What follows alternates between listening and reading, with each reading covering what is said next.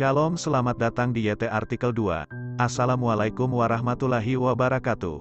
Hai sahabat Rahman, apa kabar kalian semuanya? Semoga kalian baik-baik saja. Untuk teman pekerja yang jauh, perantau dalam negeri atau di luar negeri, yang jauh dari keluarganya seperti admin, semoga kalian semuanya dilindungi dan diselamatkan dalam pekerjaan masing-masing.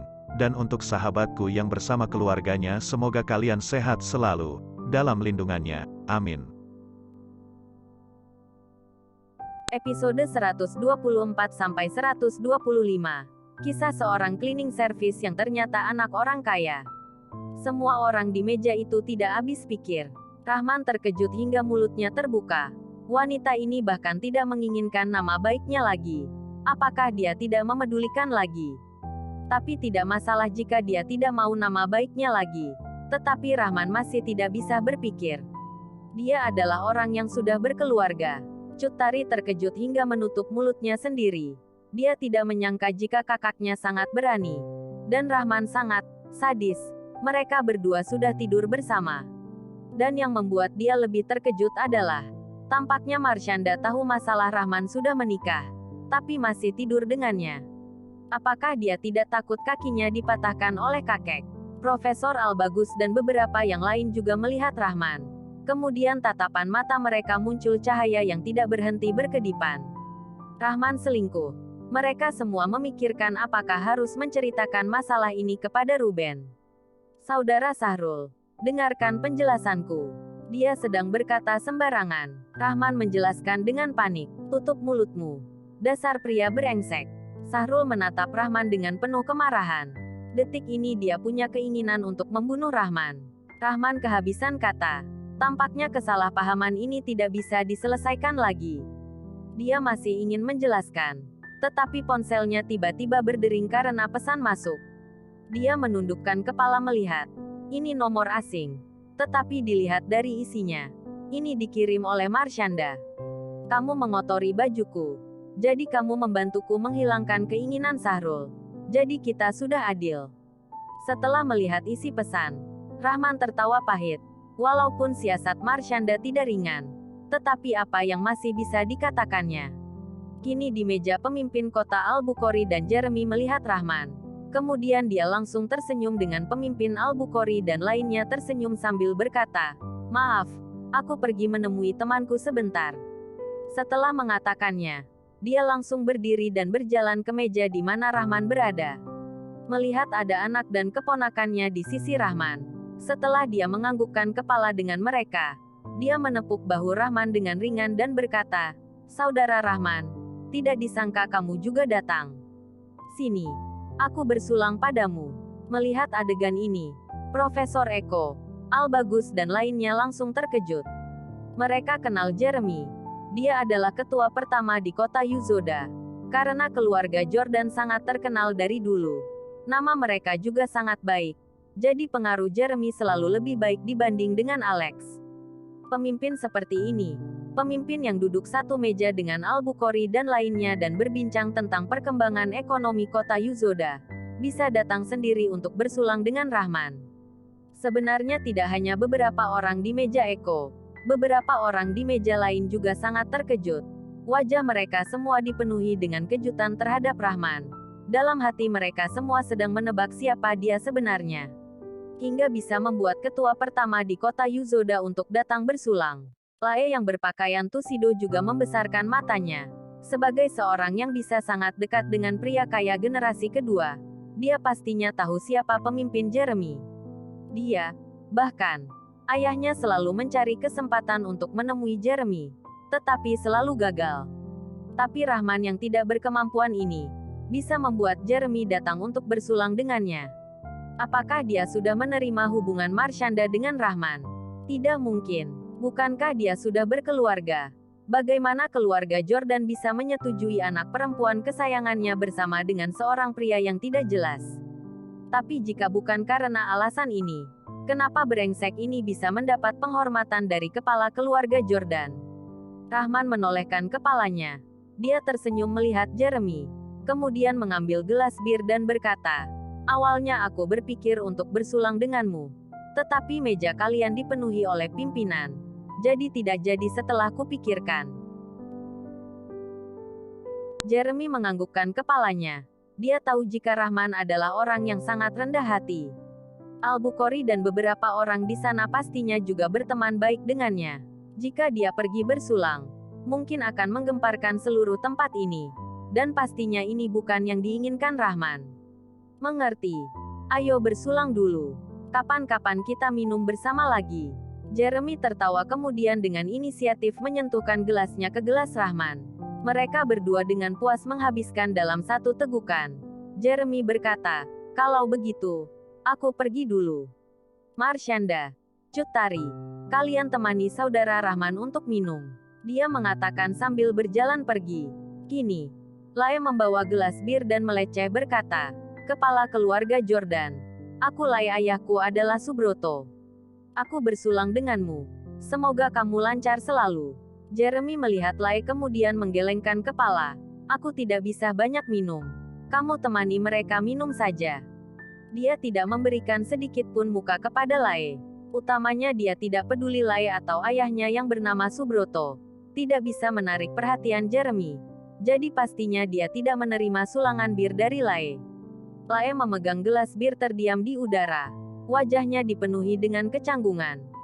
Juga membuat Sahrul yang barusan berdiri untuk bersulang menjadi sangat canggung. Paman Jeremy adalah orang dewasa. Dia tidak punya waktu untuk minum bir dengan junior seperti kita. Sahrul tertawa dengan canggung. Lalu menarik Lae untuk menutup adegan canggung karena tidak dihiraukan. "Bagaimana kamu mengenal kepala keluarga Jordan?" Profesor Eko melihat Rahman. Dalam hati sedikit merasa terkejut.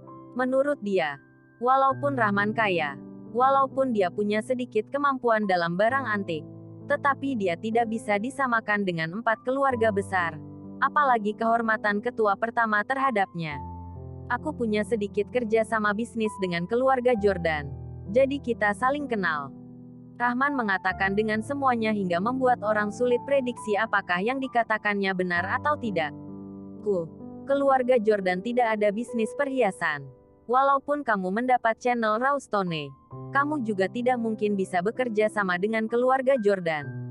Jangan katakan pada kita jika kamu bersama keluarga Jordan membangun kota Yuzoda. Profesor Eko mengatakan dengan dingin. "Master Eko, jangan dengarkan omong kosong dia. Dia hanya sedang beruntung dan membantu Wibowo Jordan sekali saja sudah menganggap dirinya hebat." Sahrul paling jelas terhadap hubungan Rahman dengan keluarga Jordan. Menurut dia, pasti karena sebelumnya Rahman mengalahkan Vicky Naki dan membantu Wibowo Jordan menang dari kakeknya. Jadi keluarga Jordan baru bisa mengubah pandangan terhadap dia. Bekerja sama dengan keluarga Jordan. Dia tidak percaya jika Rahman memiliki kemampuan ini. Yang bisa bekerja sama dengan keluarga Jordan. Paling tidak harus berada di peringkat 10 besar pengusaha kota Yuzoda. Selain Alex, tidak ada pengusaha kaya bermarga Wijaya lagi di kota Yuzoda.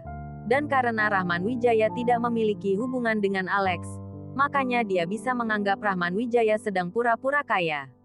"Kamu hebat sekali. Kalau begitu bantu kakekku juga." Melihat Sahrul terus-menerus menyerang Rahman, Marshanda berkata dengan cuek. Kini dia baru menyadari. Dibandingkan dengan Rahman, Sahrul yang suka pamer ini terlalu menjengkelkan. Ekspresi Sahrul sangat buruk. Kata-kata Marshanda menyulitkan dia. Jika beri dia kekuatan sebanyak 10 kali lipat, dia juga tidak bisa. Dia juga tidak memiliki kesempatan untuk membantu Wibowo Jordan sama sekali. "Hei, Al-Bukhari sudah datang. Dia berjalan ke arah kita. Tuan Muda Sahrul, apakah ayah Anda sudah menyarankan Anda? Maka Al-Bukhari datang sendiri untuk mengujimu." Kini Lae tiba-tiba muncul sebuah ide. Melihat Al-Bukhari yang berjalan ke mejanya, dia teringat sebelumnya Sahrul berkata ingin pergi bersulang, tetapi disarankan kembali oleh ayahnya. Seketika merasa jika Al-Bukhari datang untuk menguji Sahrul. Episode 125.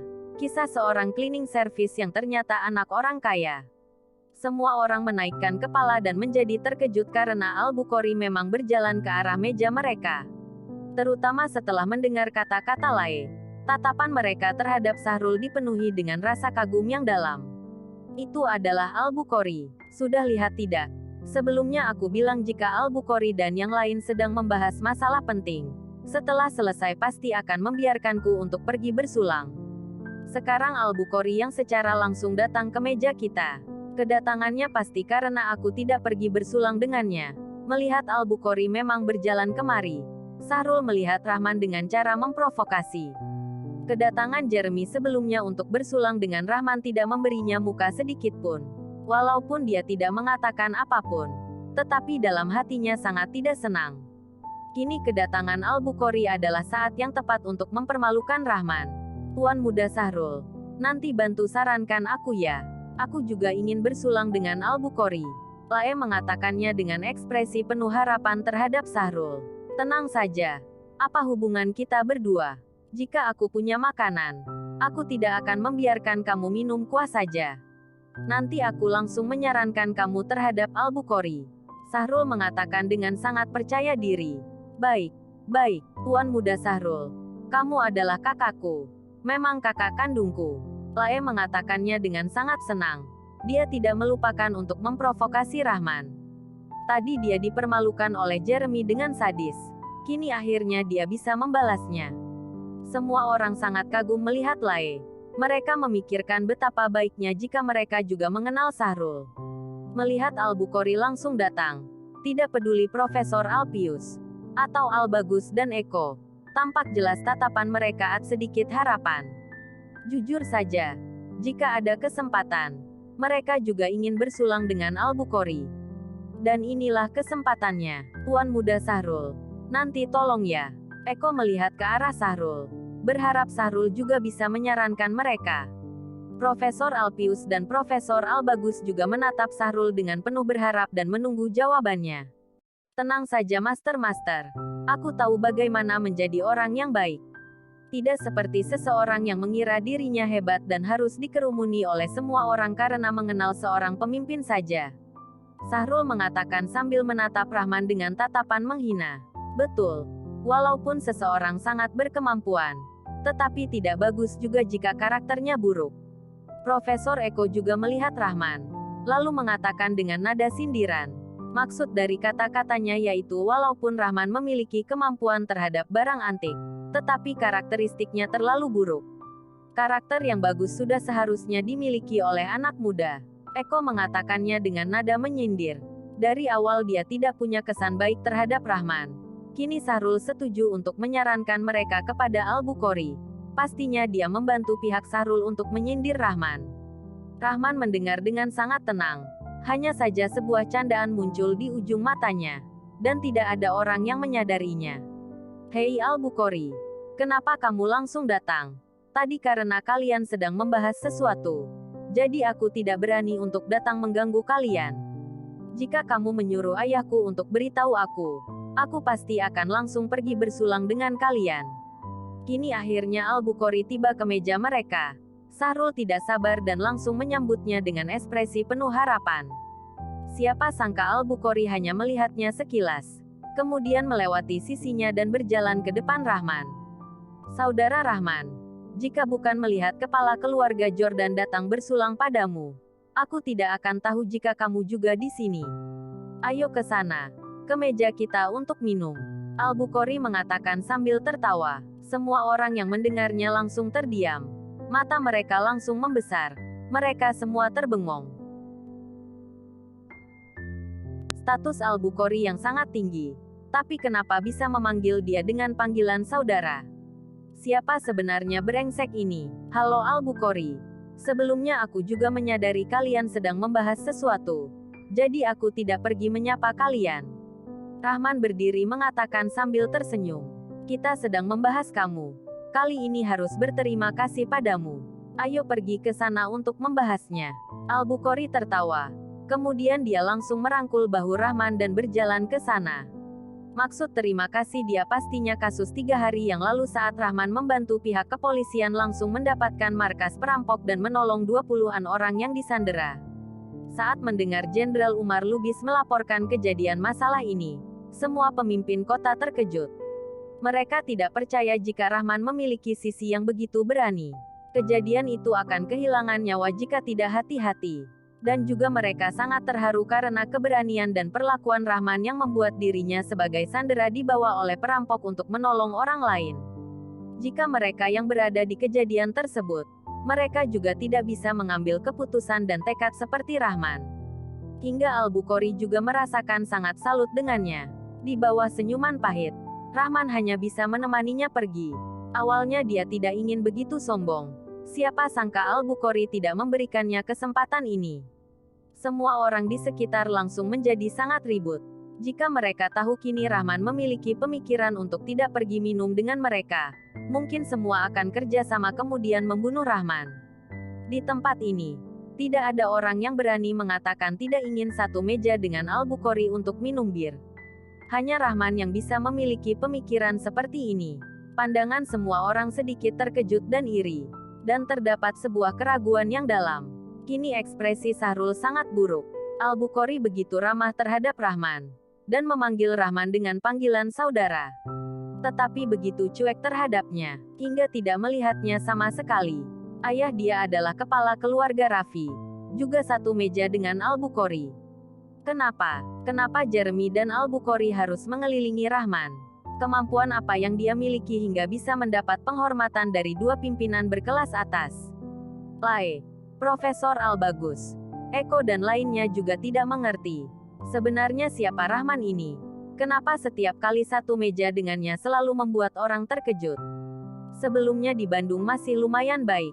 Mereka terkejut karena Rahman mengalahkan Profesor Arga dalam batu judi. Tapi kini kejutan yang sangat luar biasa. Itu adalah ketua pertama dan Al-Bukhari. Dua pimpinan berkelas atas ini tidak hanya menghormatinya, juga memanggilnya saudara. Jika brengsek ini tidak berkemampuan sedikit pun, siapa yang percaya? Tapi kemampuan apa yang dia miliki, hingga bisa menaklukkan ketua pertama dan Al-Bukhari? Mata Marshanda Jordan dan Cut Tari juga membesar. Sebelumnya Rahman mengalahkan Vicky Naki dengan satu pukulan. Menolong kakek mereka mengalahkan Aris kepala keluarga Raffi. Hubungan pertemanan keluarga mereka terhadap Rahman juga tidak biasa. Tetapi yang membuat mereka terkejut adalah Al-Bukhari yang juga sangat menghormati Rahman. Dan memanggilnya dengan panggilan saudara. Hubungan seperti apa yang dibutuhkan agar bisa seperti ini? Bocah ini, kenapa begitu misterius hingga membuat orang menggila? Terutama Marshanda Jordan. Saat dia melihat Rahman, pikirannya menjadi sangat kacau. Sebelah sisi Rahman membuat dia jatuh cinta. Sebelah sisi Rahman sudah menikah. Sisi lain, Rahman tiba di meja Al-Bukhari.